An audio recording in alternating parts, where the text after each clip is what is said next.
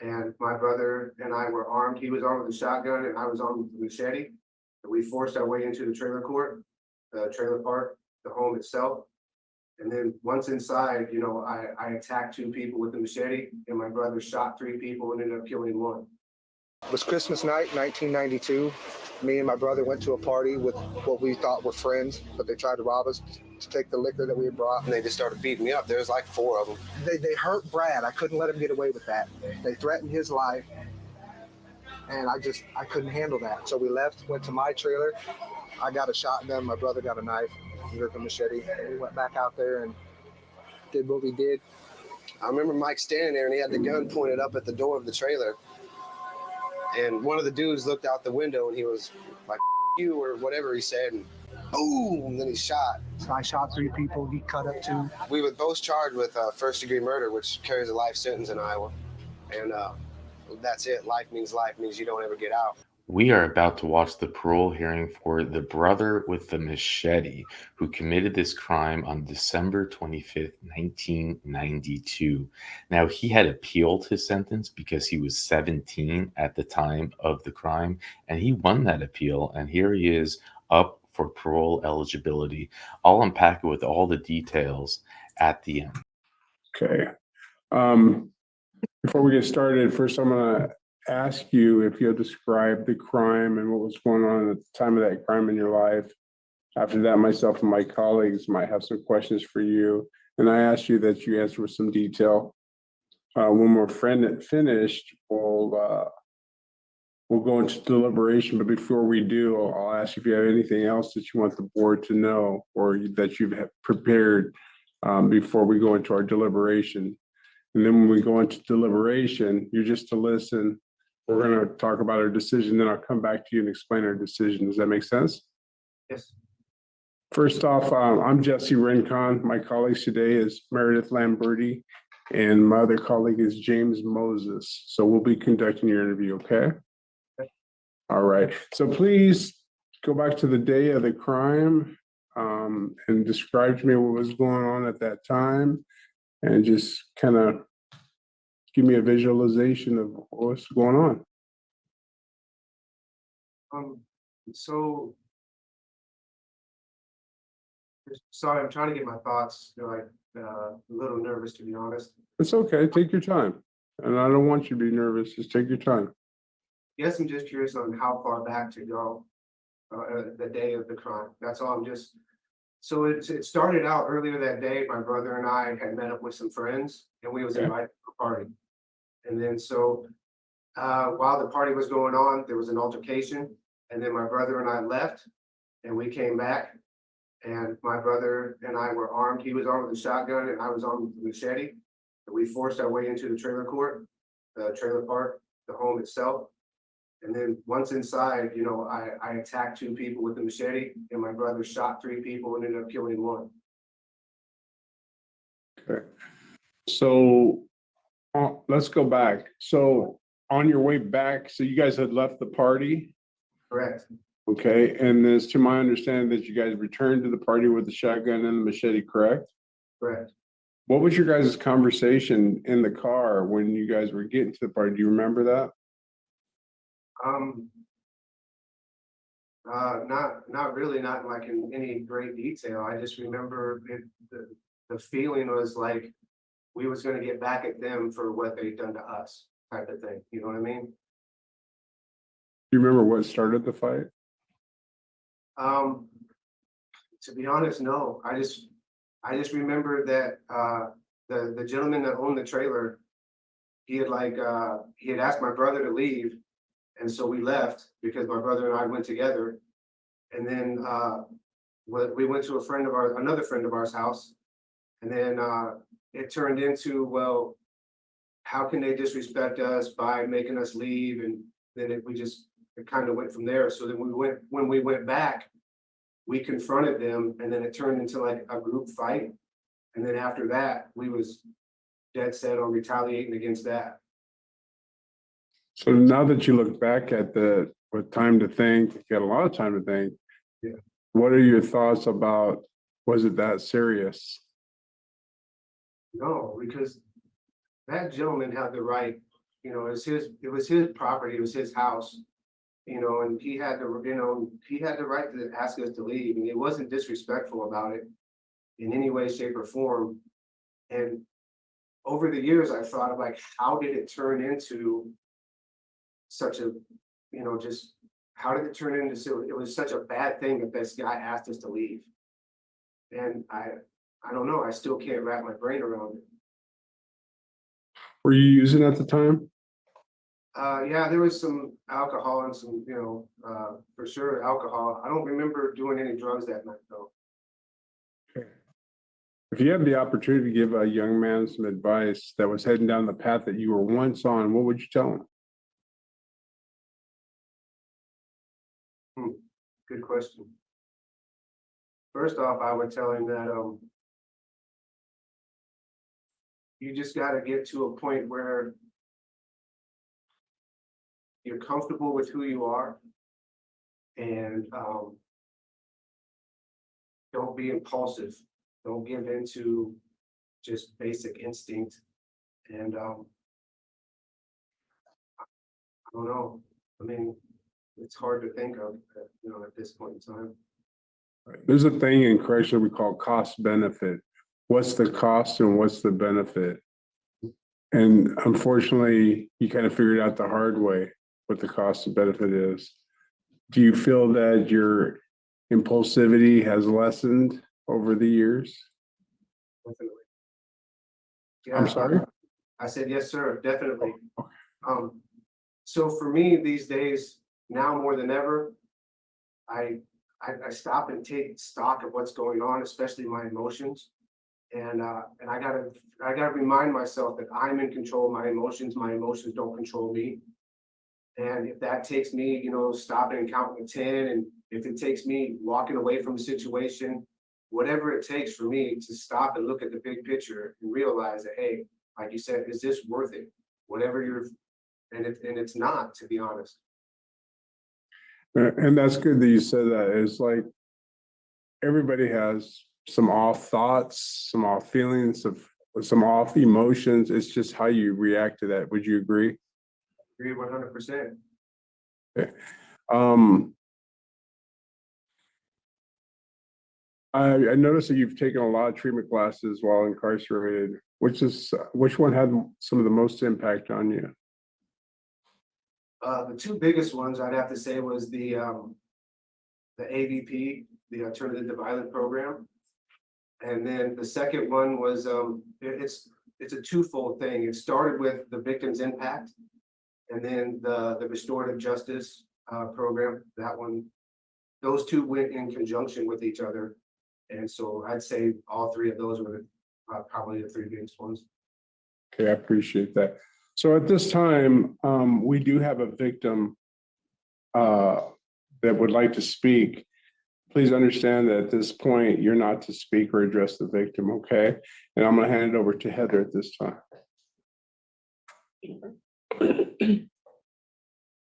So Mary and Amber, we are going to ask you to accept being promoted to a panelist.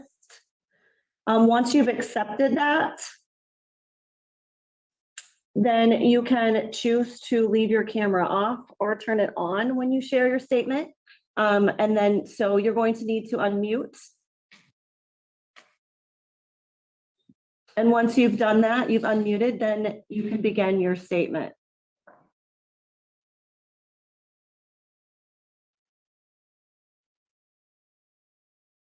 Can you hear us, Amber and Mary?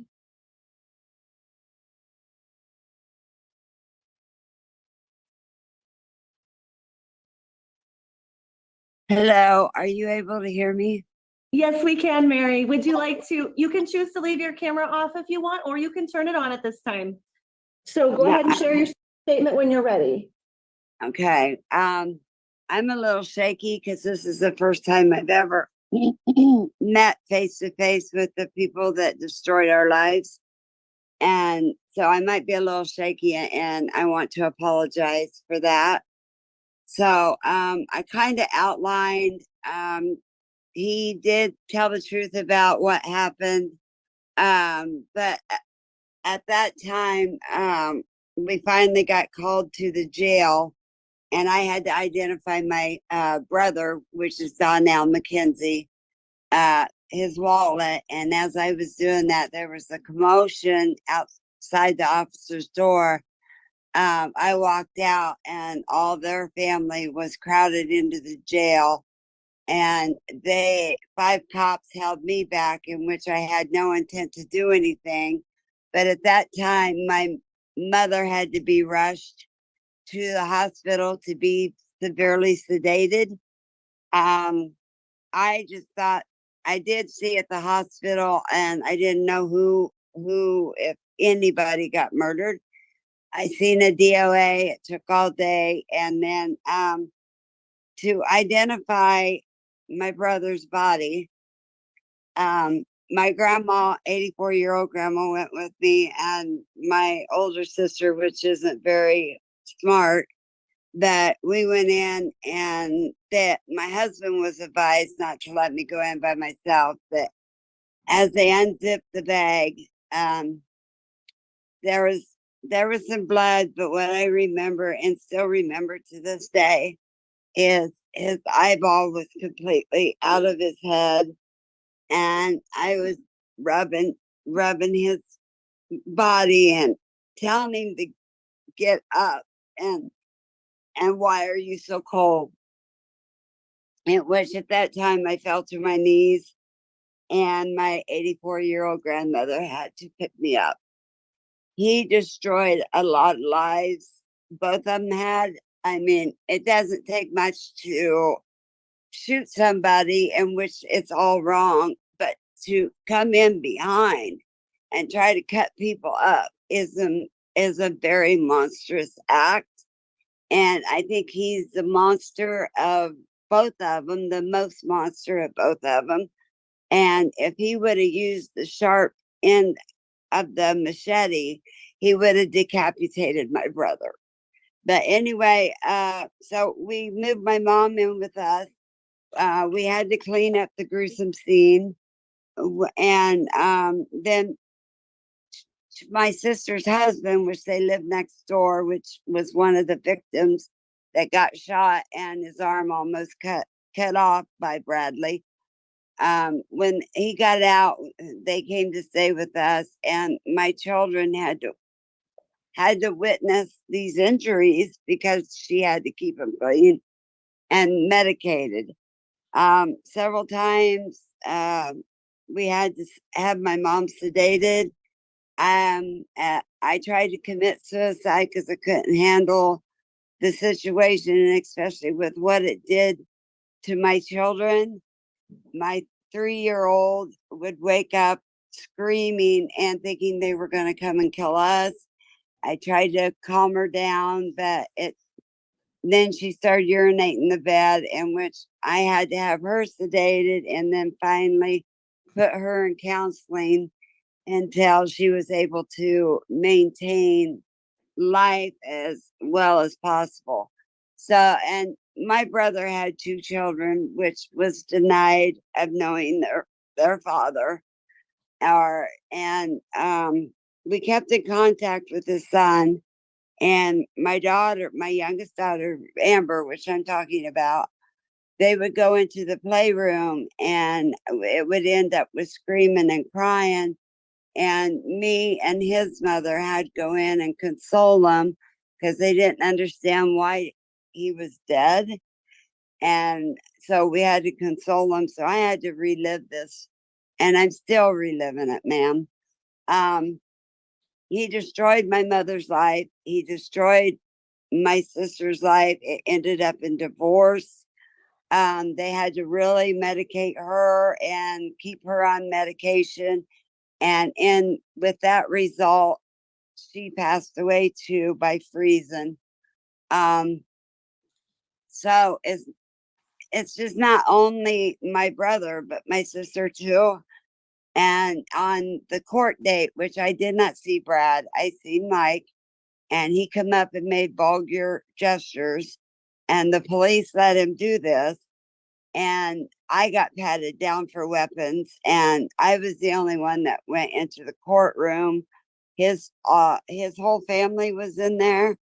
And when the judge asked Mike, because it was a plea bargain in which my mom didn't know what she was doing, and my older sister, like I said, she's mentally challenged, took the plea. I wanted to go to trial because the witnesses that I had said what really happened. And he said most of it. He is telling most of the truth, and it was over a girl. And when Mike found her and the baby in the tub, he did leave them alone. Um, but Mike, when they asked him, was your intention to kill Donnell McKenzie? As he was looking at me, he said, yes, I did. And that was a plea bargain that he would take first degree murder and Brad would get second degree murder with a minimum mandatory. And I think I didn't want to do that because I knew it was premeditated. And I thought premeditated murder was first degree without parole automatic. But they came back and they even told him, we're going to kill you, is what the witness said. And of course, my brother, not really believing anything, that was said, really didn't think much of it. And as far as the alcohol, when we went in to clean the gruesome scene up, there was 12 cans of empty beer. So there wasn't much alcohol. And but Mike shot through the door, hitting Darren in the throat, and then came in. Brad followed him in. And as Mike was shooting people, he was trying to cut him up. And that is the most monstrous act that you could have done. Excuse me, I'm getting choked up, ma'am. And then not Mike's companion, wife, girlfriend slash had called 911 after they had left and told him exactly where this was going to happen, that Mike had a gun, Brad had the machete, and their intentions. Instead of going to the trailer, which they might have been able to save these people, they went to her house to get her statement. So I feel that the judicial system failed me and my brother's children, and our relationship that we could have had. They get to go see their family and visit with their family. If I want to see my brother or my sister, I have a grave to go see. I never even had the opportunity to speak in court or show his picture. As we were leaving, his family was calling us names and throwing rocks at my mother's car.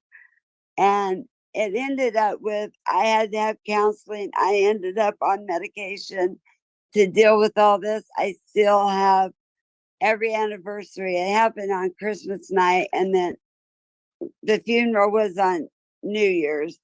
So it was like a Merry Christmas and a happy effing New Year. And they took away a man that was peacefully asking them to leave. But the reason being is because Mike was wanting this girl and the girl didn't want him. She wanted my brother. And that's what the fight began about, the scuffle. And he did politely ask them to leave, as Brad said, but they had no right to tell them they were going to come back and kill him and then do it. And then Brad, the sickest of all, I think, and if it would have went to trial, he would have got life without parole too. So he needs to be denied and do every bit of his mandatory sentence. And they had no remorse. There's a lockup show I'm sure you guys are aware of, that they boasted and proudly said what they did. And they were proud of it.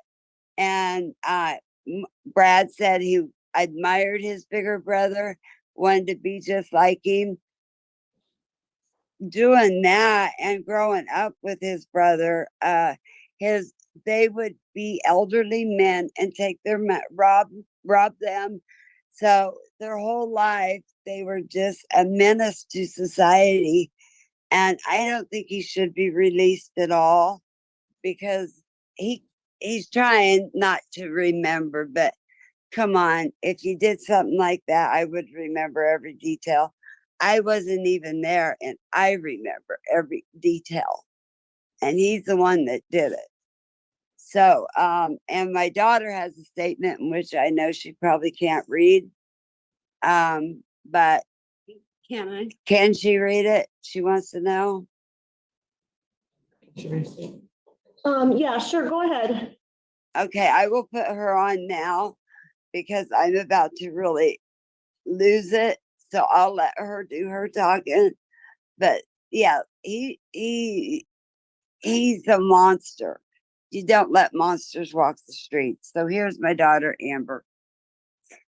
Hi, my name is Amber Kirk, and forgive me if I'm a little nervous and shaky. Well, I am a little nervous and shaky, so I might fumble a little bit. But anyway, my name's Amber, and this is the first time I am finally able to speak to the one who took my uncle's life. I want to start off by saying to Brad, you not only You robbed actually my. can't, yeah, to him, you have to Okay, I'm talk to the sorry. board, that's okay. I'm sorry. I'll talk to. I'm so sorry. I'm so sorry about that. I just want to start off by saying you not only robbed myself and my siblings of our uncle, but you also destroyed the mental health of several of my family members. I personally seen their mental state rapidly deteriorating right after the incident. My mom could barely get out of bed. My grandma moved in with us, and every night before bed, I tell her my good nights and I love yous. But every time I looked into her eyes, they were always full of tears. I was 3 years old at this time, and I loved my uncle very much. He would always make me laugh with his quarter trick, but unfortunately, due to their actions, that's the only memory I'll ever have with my uncle. I was robbed. Not only was I robbed of an uncle, but I was also robbed of living a normalish childhood. Shortly after the incident happened, I started having night terrors. I would wake up in the middle of the night screaming in fear of the killers coming to our home and doing to us what they did to my Uncle Donnie, in fear of getting chopped up like my uncle in law did. The fear of being chopped up came from watching my aunt change my uncle in law's bandages. And it was so gruesome that it ended up with me having night terrors for 4 years. During those 4 years, it's really embarrassing to admit this, but I would be completely drenched in urine from the fear of the Love Brothers. The accidents got to the point where my mom would have to buy pull-ups for bedtime until it finally stopped, which at the time felt never ending. Throughout this time, my mom always kept in touch with the mother of my uncle's son, Jonathan. They would periodically stop in from time to time.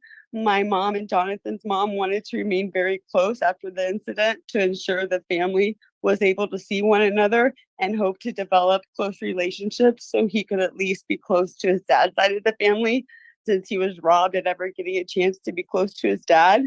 When Jonathan did visit, I would always be so excited, but when we seen one another, we would question why my uncle, his dad, was killed. And the fear of questioning that would scare us into thinking they were coming to get us. It ended up in us crying hysterically to the point where our mothers had to come in the playroom and console us, calm us down, and reassure us that they were in prison and weren't ever going to hurt us. My night terrors got worse and started happening almost on a nightly basis. And I remember my mom taking me to urgent care several times because I told her it felt like something was wrong with my heart. It was beating out of my chest. After about the fifth time of my mom rushing me in the middle of the night to the urgent care, and after several tests being done as like an EKG, they determined I was suffering from severe panic attacks. And I remember having to calm myself down by my mom giving me a paper bag to breathe in. And I was referred to behavioral health. I had to do several years in therapy as a child. not only to help me cope with what had happened, but to help the night terrors and panic attacks to lessen and eventually go away. The night terrors didn't go away until I was 7 years old. That's when my accidents, the urination stopped happening as well. With all of this being said, I was not only robbed of my uncle, but my childhood as well, due to all of the therapy and all of the mental effects it had on me at the young age of 3 years old. It's forever embedded in my memory the way Brad cut up my uncle-in-law. It was probably the most gruesome thing I have personally seen in my entire 35 years of life. I do not think he is fit for society at all. Anyone who is capable of such gruesome acts is a monster, in my opinion, and needs to stay incarcerated for the public safety. At the end of the day, in my opinion, he is a monster, evil, if you will. And I will leave it at that. All right, well, So thank you.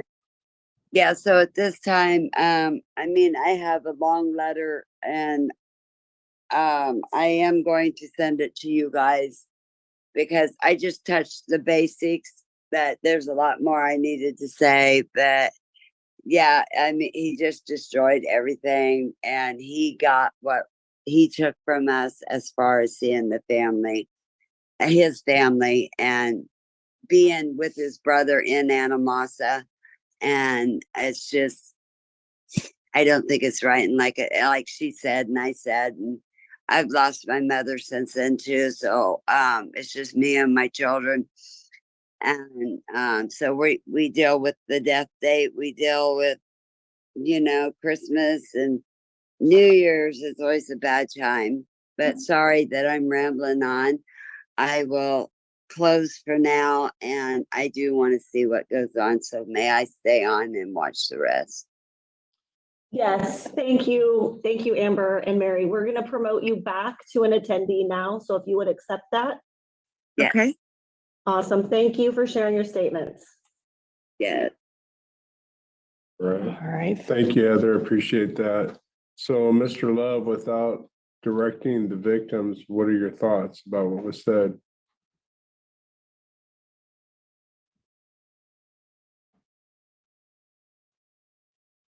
Well, no, I'm speechless because they're not wrong. Our, my acts were monstrous. There's no two ways about that.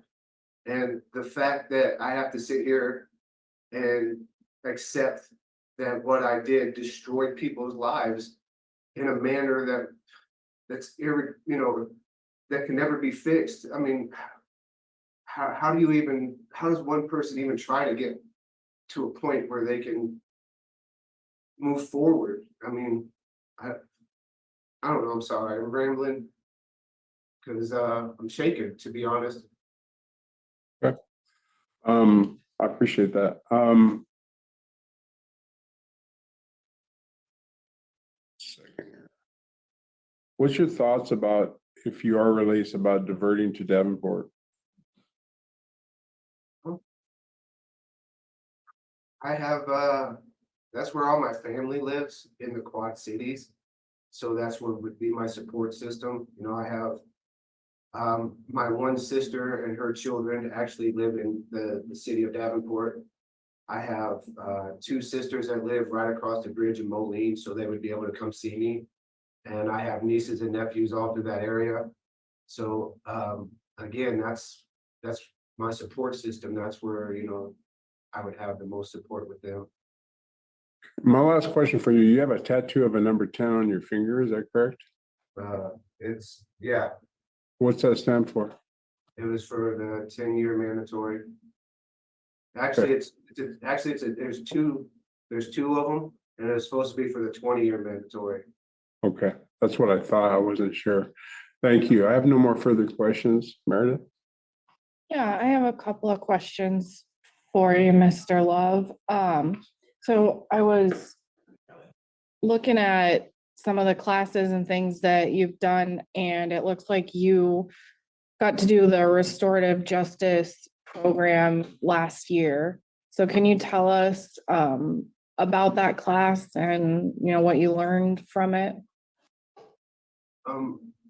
Again, so for me, when I took when I took the Victims Impact program, that was the first thing that really got me on the road towards realizing the ripple effect of what they call the ripple effect for your actions and for my crime. And so when I took the restorative justice program, it was like a second level of the Victims Impact. It went a little further, went a little deeper, you know, and it got me to the point where I realized that, you know, having remorse, and having guilt is acceptable emotions. But when you start to get to a point where you're ashamed of yourself, because the shame is what allows you to, you know, to do further things because you feel worthless. And so that was one of the big things that I had to take away from that second.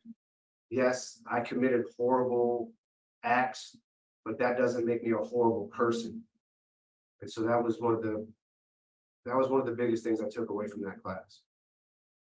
Okay, yeah, we've heard that from a lot of the people who've taken that, because when you get stuck in that cycle of shame, it can lead to things like turning to drugs and self-medicating and things like that.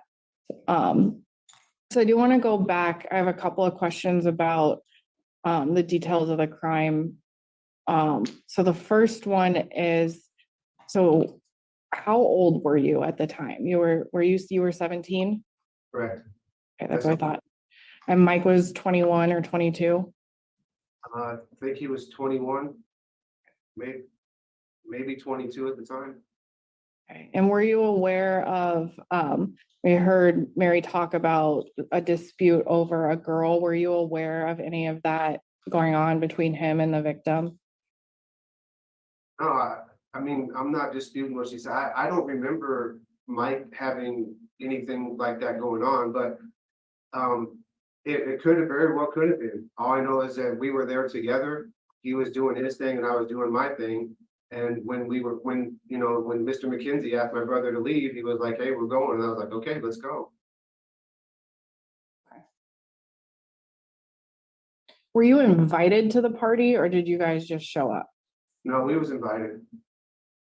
We had met them earlier at this gas station and they was like, "Hey, we're all having a get together out here. You want to show up?" And we was like, "Yeah, all right."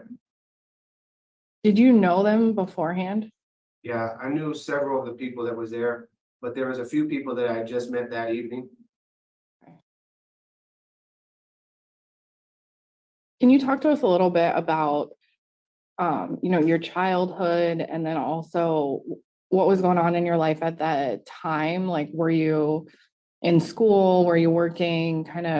You had talked a little bit about drinking alcohol. Was that common for you around that age? Just what was going on in your life?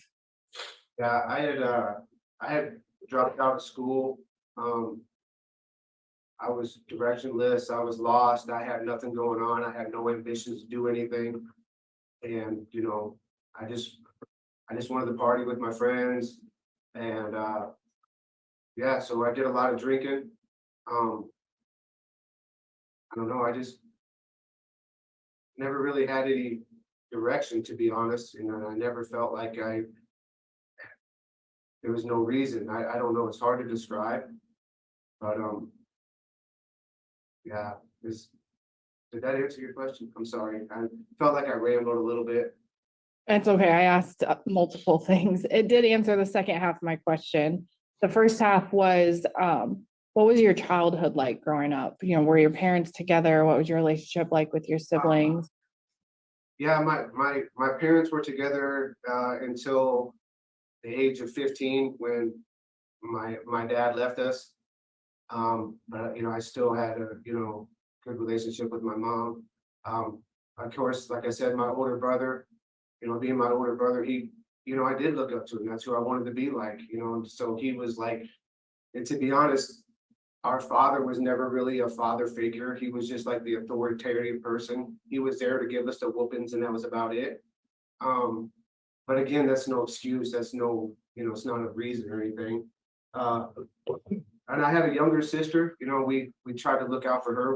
My brother and I felt that we had to be, protectors of her. And of course, I have three older sisters that have a different father, but I never looked at them as my half sisters. And, but they're older than us, so they were in and out of our lives, from where they moved and where they lived. So yeah, I mean, my childhood was a little rough, I guess you could say, but I don't know, I never thought I had it that bad, you know what I mean? And then were you doing anything other than drinking alcohol That night or just at all? in general? Yeah, I smoked a lot of weed, dabbled in some other, I never got into really hard drugs, what they call the hard drugs. I never really got into that. It was more like, my buddy's mother she had a prescription to, what's that stuff called? Not Vicodin, it's Valium, sorry. And so we would take them and sneak off and take them, but that was about it. Okay. So, after being in prison for 31 years now, what are some of the things that you are most nervous about looking towards some sort of release in the future? Like, what are the things that you're most nervous about? Technology. Um, just trying to find how I become a productive member of society, which I didn't know how to do, even, coming to prison and, going to jail as a juvenile, and I turned 18 while waiting to be sentenced. So I don't know how to be, I never had the experience of being an adult and doing adult things. And I know that there's a lot to it. And so that's another thing that has me nervous. But luckily, like I said, I have family and I have friends that would be there to support me and help me. But that still doesn't mean that I'm not nervous about it in some way, shape, or form. That makes sense, right? There's a lot of changes, a lot of things have happened in 30 years. So it looks like you've been working at IPI, working on the welding. Is that the kind of job or employment that you want to seek out in the future? Yeah, I enjoy welding. So I guess for me, just any kind of I guess I'm just gonna call it like factory work where I can work with my hands type of thing. That's what I'm drawn to the most. Okay.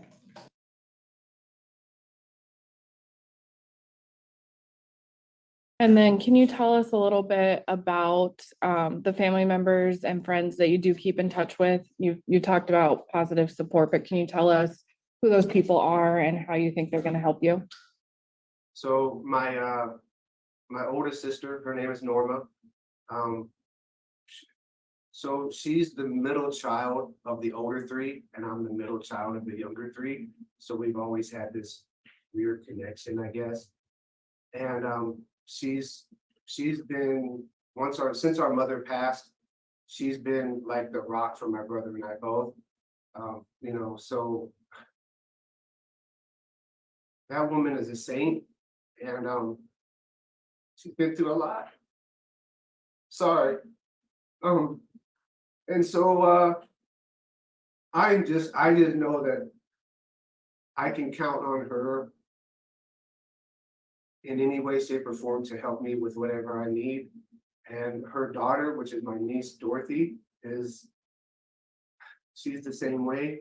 I know that if there's any questions, if there's any concerns that I have, even just somebody to talk to, I know that either one of them two can be there for me and will be there for me. My youngest sister, her name is Stephanie, and she's the one that actually lives in Davenport.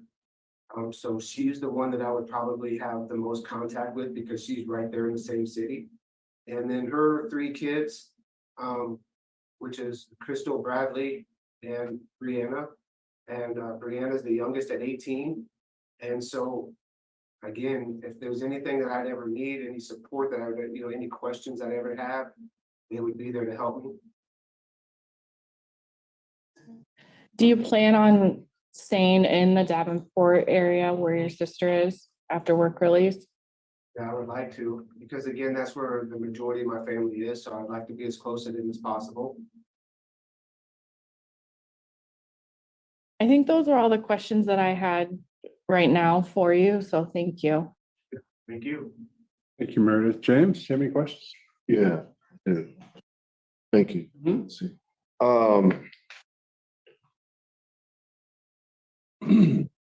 How you doing, Mr. Love? Doing okay, I guess. Good. Just being frank,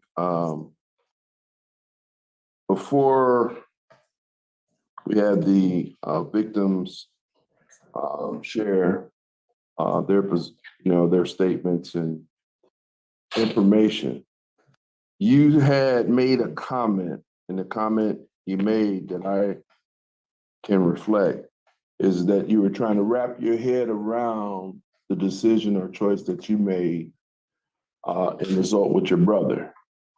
Did that sound right? Yeah, yeah. And when you said that, I'm trying to wrap my head around the position of the machete. And was that something that you just carried around with your brother, or how, or when did you uh, get that machete? Where and when did you get that machete, and how old were you? Okay, so that night that the night of the party, after they asked us to, so they asked us to leave, then we went back, and then there was an altercation, there was a group fight. So when my brother and I left there, we went to his trailer, and then it was at his trailer is where he got the shotgun and I grabbed the machete, and then that's when we went back to the trailer, to Mr. McKenzie's trailer. And at the time I was 17. Okay. So I'm hearing that. Mhm. How old were you when you was with the Vice Lords? And that, so I thought I was part of them, but I was maybe 15, 14 when I was living in Davenport. Was your brother a Vice Lord as well? No, not that I know of. I'm sure he might have claimed it at one point in time, but not that I ever know of. So would you say that you were also fostering a Vice Lord act?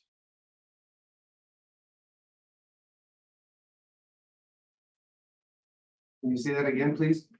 Would you say that you were carrying out a Vice Lord act or action? No, this had nothing to do with any kind of gang thing. I'm trying to understand the mindset. And I did hear that you idolized, I would say, your brother. And whatever he said, you chose to do. Is that fair to say? No, because it was not to that extent, because it was still my decision to go with him. I could have said no. But you didn't, correct? Correct. And your brother was mad. You were mad that you all were disrespected or turned down to be able to be at a person's residence. Okay. And you felt the sense, along with your brother, to make an example out of the people that you victimized, that you hurt. Yeah, that's fair to say. Yes, sir.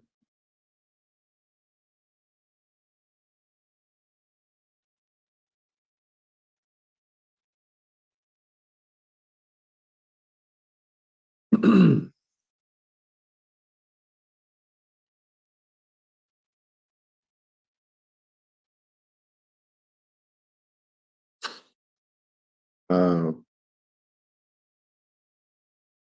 have to excuse me. Just as I initially started off, I'm trying to wrap my head around it.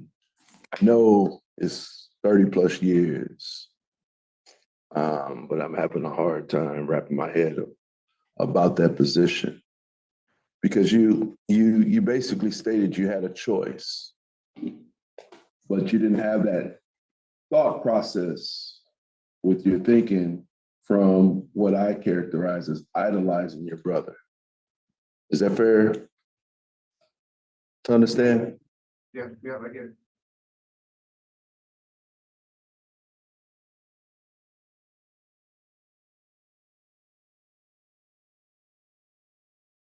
Are you still an active vice lord? No, sir. What was the worst thing that you experienced when you became a vice lord?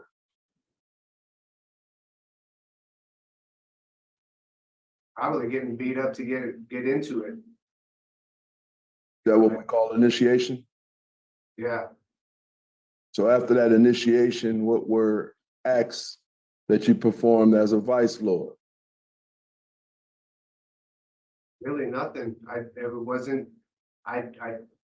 didn't really do anything. I hung out with some guys. I thought I was a vice lord. They beat me up and said I was part of the gang, and that was about it. And this would have been 1990 maybe, and when I was living in Davenport, and just kind of ran around with them. When have you or when did you denounce being a vice lord?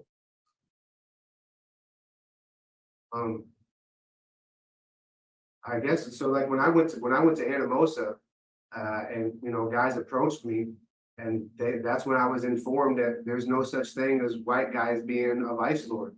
So I was like, okay, well then I guess I'm not. And that would have been in 90, 93, 94. So early into your Yeah, incarceration, yes, sir.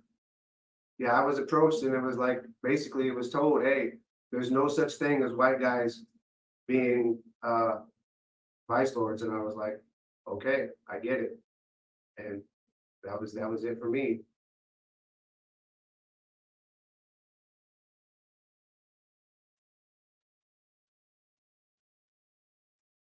Okay.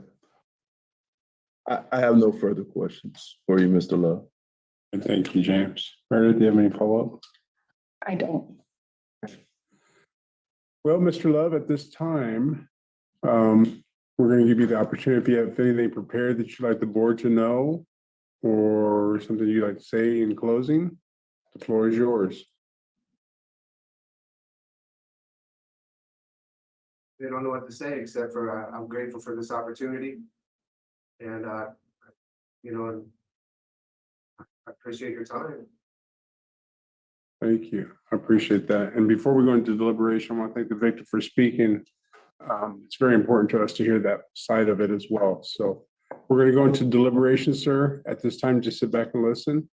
And you'll be able to hear us discuss amongst ourselves. Then I'll come back to you with our decision and explain. Okay? Yes, sir. Thank you. Colleagues, I'm gonna have Meredith go first on this. Sure. I'm gonna support the department's recommendation for a work release. It isn't required by these sentences, but I would still suggest a C11 because of the severity of the crime. So we'd review it again before he left the work release and review his parole plan. I appreciate that he gave us and he didn't leave out his explanation of the crime. He didn't leave out his actions and he didn't try to make excuses for it, I felt. We have also had a commutation interview with his brother that I was on, and it fits up with what Mike told us of that evening as well. And, I like to say when we have these cases where there's been a loss of life, that there is no amount of years that will ever be sufficient for the family. And when we have someone who is parole eligible, like Brad, what we're looking at is not making up for the loss of life, because that's impossible. What we're looking at is whether or not we think that someone who is parole eligible could be safe to go out in the community based on what they've done since they've been in prison. And I'm looking at a couple of factors here. One of the important factors for me is that he was 17 at the time that this happened.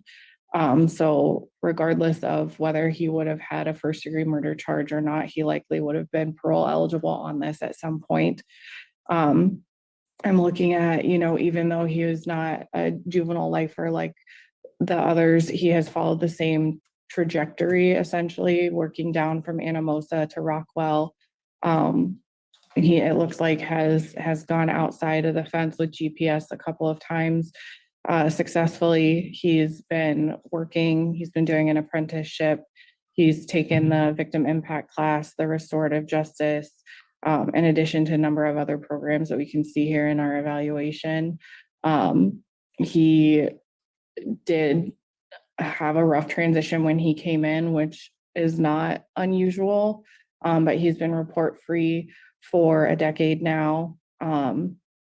He didn't really have a record before he came to prison on these charges. He is looking for a diversion with his counselor to get him away from the community where the crime was committed. And I think that that is a good idea. He's got family support in the Davenport area as well. He has job skills. He, I think, is set up to go out and be a safe and productive member of the community. And so that's why I'm going to support this. I'd be looking at 40A probably for mental health, really, as he transitions out. There's been, a lengthy period of time in prison, and just having an additional support structure there for him. And then I would put on the 50A as well. It looks like they're recommending substance abuse as well, just to get in that 40A to get a baseline, since it's been so long. So I can support that too. And that's what I see would be the 40A substance abuse and mental health, and the 50A. Thank you, Meredith. James, did you want me to go, or would you like me to go? However you like.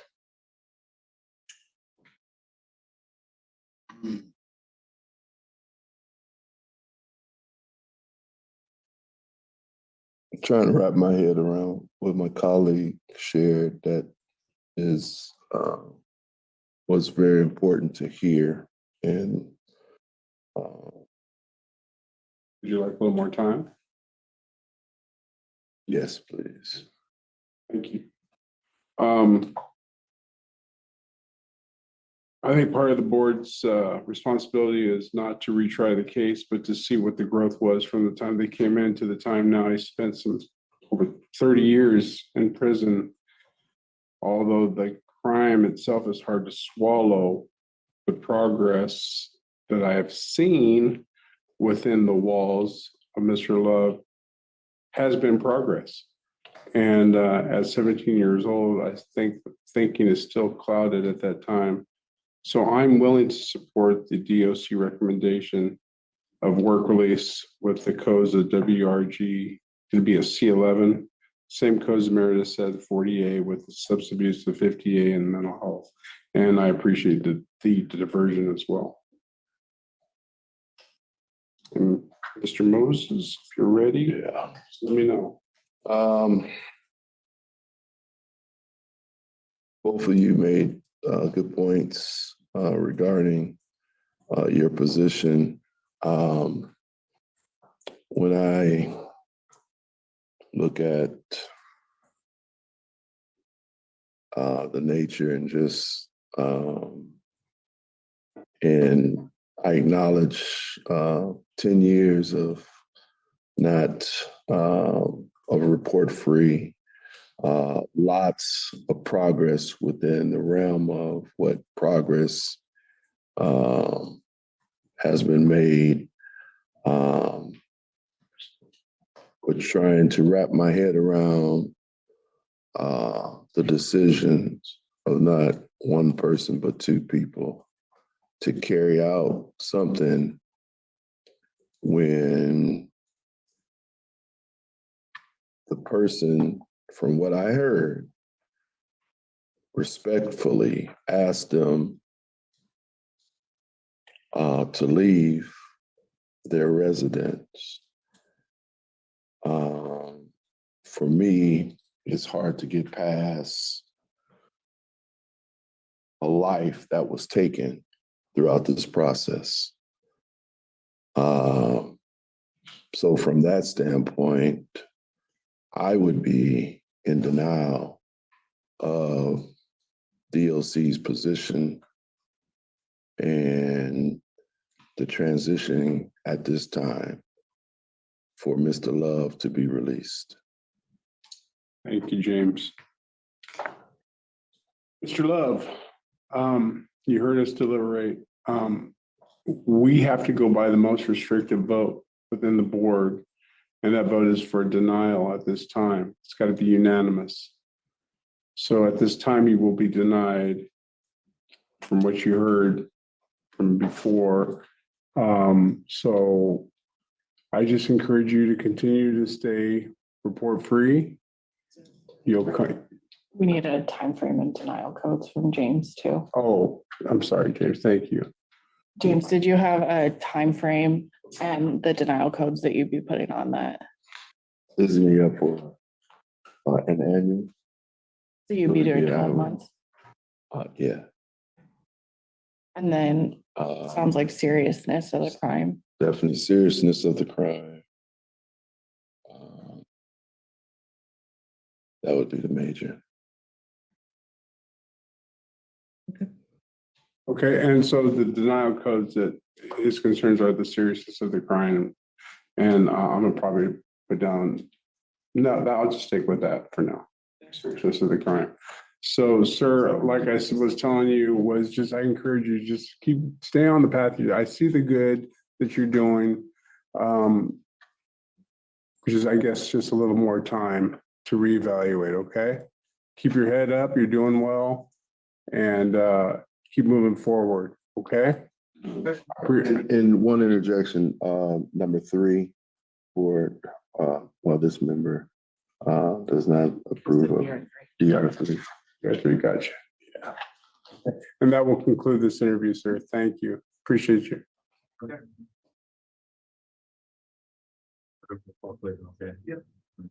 Good job. Yeah, thank you. Well, thank you, sir. Appreciate you. Well, that, I guess was that an F812? Is that what I couldn't quite. Yeah, but it's going to be for a year, James. For a year. Is there anything that you would suggest he work on in a year's time? I mean, as far as being specific, or? I just suggest he stays report free, keeps staying on the path he has, keeps building, take any voluntary class he can, just to show that, hey, this didn't get him down. Okay. Okay, so I want to take a step back and let's just remember what he did in this crime. He shows up to a home with a machete. His brother has a shotgun. They blow up the place. They're shooting people. He's chopping people. Their blood, the carnage, the chaos, the fear, the smells. This is something that would never leave you. Yet, by watching him, you would have had no idea that he had ever experienced a traumatic event, that he had been the cause of that event. From his opening statement, where he recites what happened as if it was just a walk in the park, to his final statement, where he had the opportunity to at least fake empathy by stating an apology for his final words, and he says nothing. Thank you for the opportunity for parole.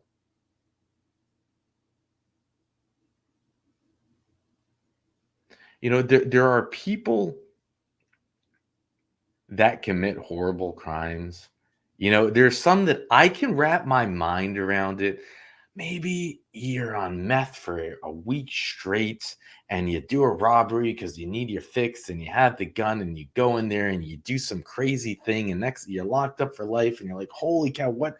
And in this case, he doesn't even claim to have been on anything but alcohol. All these years later, he hears the victims crying their souls out, their hearts out. He hears the details of the pain that it caused them, and he can't even fake an apology. And all he had was time. All he had were years to just think about this in his cell, in his little hole, and there's nothing. All he could muster was not to tell a lie, which seems to be, that they agreed that he said the truth. Yeah, he was there, and then they felt disrespected. That he shouldn't have. They came there with the machete and the shotgun, and then they did, and they shouldn't have. And 2 parole board members wanted to grant, which is no surprise. It's Iowa. Now, something that I wasn't familiar, Richard probably told me and I missed it. I didn't realize Iowa needed, well, the most severe ruling is the decision. So I didn't, it needs to be unanimous. And maybe that's part of why we see so many unanimous grants. I think this is only the second denial as the time of this recording that we've shown you from Iowa. And I think that's you might say, wow, that's great. It has to be unanimous. I mean, it doesn't have to be, the decision has to be unanimous. One person who doesn't grant can change the whole thing. And on paper, that might sound good, but I think in reality, it's not. It means you can't have a victim's advocate like Mr. Roche, someone to at least make the victims feel heard, even if the decision doesn't go their way. You also can't have, you're left in a situation where a board members are afraid to say no, which we see happen. We've seen enough hearings where now when I think about it, it's almost like they want to say no, but they feel pressured to say yes. And the first 2 grant, like, it's no big deal. Whatever. Yeah, well, he was honest. And, I mean, the idea that you could take a machete and do that to people, there's something wrong with you. There's something very dangerous about that kind of person. And he clearly lacks, in my opinion, the ability to show empathy. There's no tears. There was no cracking the voice. There's no tissues. This is something a normal person would never get over. Close quarters combat with the machete.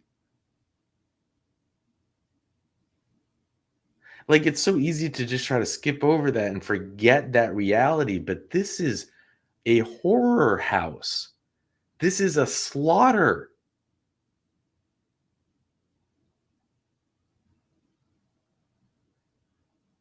And there is nothing there. Well, it's been 10 years since a write-up, and you're doing good in prison. I think, well, you should grant to work release. Who cares about the victims and what it's done to them? Who cares about what might happen when now this person who's been locked up since the age of 17, what would happen when he gets out and he wants to move right back into the same neighborhood with his victims? It's crazy. Now, there's not other really information. A little bit of what I can add context is that when he did file his appeal, so he was given a minimum, like he was right with his tattoos, a minimum mandatory of 20 years, but he was given like a 150-year sentence, but he was parole eligible after 20 years. He filed an appeal because he was a juvenile, and this was the appeal that was filed basically when everyone was filing the appeals. And he was granted the appeal, but the joke was on him because they said, oh, you're right. You were a juvenile. So we'll grant you the appeal. But nothing changed because he always had parole eligibility after 20 years, and he still had parole eligibility after 20 years. They just made it that his sentence wasn't, I don't know, 125 years with parole eligibility. They made it like 100 years with parole eligibility. And then he filed an appeal against that. And they said, no, you're not going to win because it's only unconstitutional to make it that you're not parole eligible. They don't want a child who sentenced as a child to die in prison. So, and he knew that because he filed an appeal 1 year before he was going to be parole eligible. He was trying to get like immediate release or something, but they denied it. They didn't give him that. You know, the video that we saw, I'll put a link if you want to see the full hearing. I didn't see the full hearing, but 10 years certainly aged him. When that was taken in 2014, he had the full head of hair. He's looking like he's in the best shape of his life. 10 years later, he's a shell of himself. And I don't know if his brother was commuted or not. They mentioned that they had his brother's commutation hearing because his brother didn't get parole eligibility, is my understanding. I asked Richard, but I don't. I'm just going to ship this before I hear back from him. But I might put it in the comment section or I'll put it in the description when we get the info. And I don't know when he'll be allowed to have parole again. But when he does, we'll show it. And you tell me what you think. I also, Moses, the one who did deny, and hey, let's give him credit for denying because we're just so used to parole boards not denying. And I was shocked that he did deny. I really was. Like I said, we've seen so many parole hearings from Iowa and they just don't deny. And it was kind of weird to me. I didn't understand. He seemed caught up on the whole gang affiliation. And I believe that Brad was telling the truth. Bradley Wayne Love was telling the truth about the parole affiliation, his gang affiliation. I don't think he was making it up. It sounded like he was a teenager, 14, 15, playing gang world. And then he shows up to prison and he probably nearly got, killed for being a part of a gang that he's not allowed to be a part of. And that was it, I'm sure. But for some reason, Moses was like set on it. He didn't seem to appreciate it at all. And I don't know if that had to do with the denial, but whatever did have to do with the denial, you would have thought that they would have mentioned, wow, he really didn't show remorse. He didn't apologize at the end to the victims. I think he needs to do more programs. These hearings are just so different. It makes me appreciate Louisiana, where Louisiana, they really get into it. The warden makes a statement. They get into the write-ups. They ask them about the crime. They want to understand the person. They comment on the victims, on what they went through. They'll talk to them. Man, you don't get that in Iowa. Like Iowa, these parole board members should watch Louisiana and see how it's done. And even Connecticut is better than Iowa. And there are Connecticut hearings where they're 100 times better than Iowa. Iowa's bad. And anyways, with that, I'll let you go.